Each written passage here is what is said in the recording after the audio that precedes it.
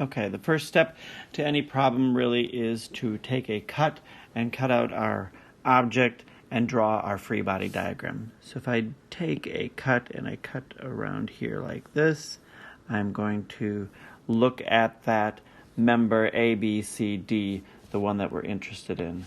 And we know at point A we have a pin, point B we have a pin, and then we have our pulleys that we have here. And we know when we cut those will always be in tension. If we look at that, it will look like this. If I take a first look at this section down here with this weight, it will kind of give us an idea of what this force is in those red cables. So let's take a look at that.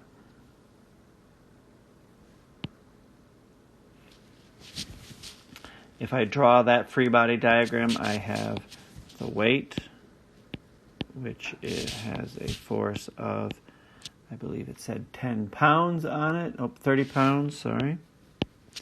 And it had then the two forces going up on it, like that, of T. Remember, because it's a pulley, they're going to have the same force on either side because it's a pulley. And if I sum forces in my y direction, we know that T equals 30 over 2, or T equals 15 pounds. So that's the first thing we need to do. The next step after knowing that is to actually draw our free body diagram. So I'm going to draw the free body diagram of A, B, C, D. So here's that member A, B, C, D. We know at point A, we have a reaction force with that pin of AX. We have a reaction force of AY.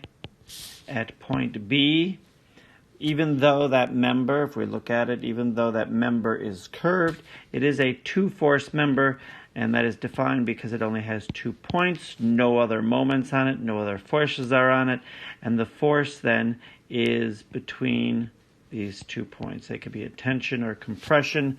Looking at this, I know it's in compression, so I'm going to draw it in compression. Actually, I drew it in tension here. Sorry, I did do that. So that is the force of FBE.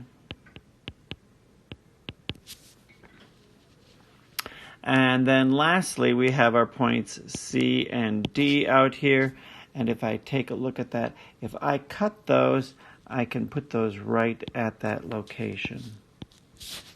And we know from this, right, what this force T is. This T is the same throughout the entire cable, no matter what. So I have at this point this force T, and this force T, and the force T coming down here, all of which equals 15 pounds. The other piece of information that I need, of course, is my XY coordinate system, and I know the triangle for this from the dimensions on the drawing itself are 12, oops, sorry, we'll come back to that one, are 12 and 18. On the other side is the square root of 468. I like using these triangles instead of finding the angles, but either way is fine. So there's my free body diagram.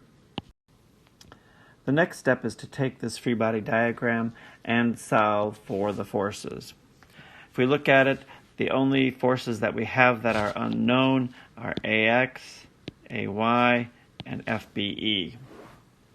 So the question is, what is the best method of solving a problem like this?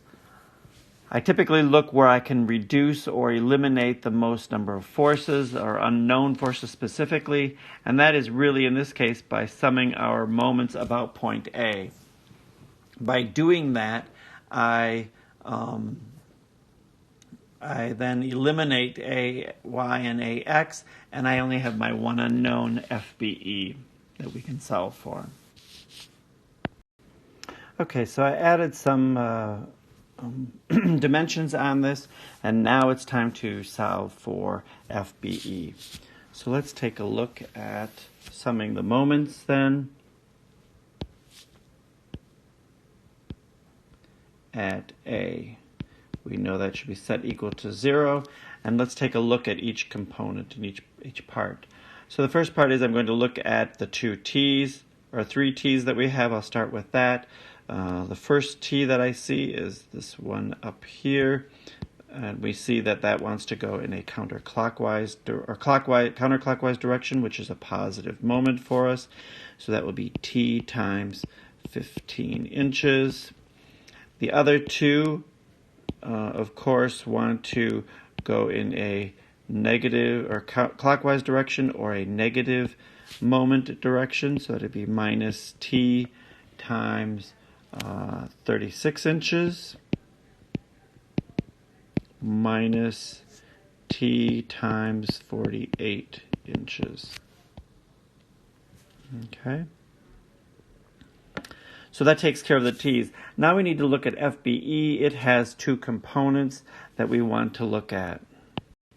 Okay, so I've added 2 vectors in here because we need to look at FBE broken out into its components. There's the one in the x direction here, and then there's the one in the y, pointing in the negative y direction. And we need to have the moments for each of those. So if I look at the one in the pointing in the negative x direction, it's causing a positive moment around A, so that would be FBE times the component of that one is 12 over the square root of 468. And its moment arm is this 5 inches. And that's, again, a positive moment. And if we look at the other one in the y direction, it is going in a counterclockwise direction. That's FBE. If we look and zoom in, we see that this is this 18, right? 18 over the square root of 468.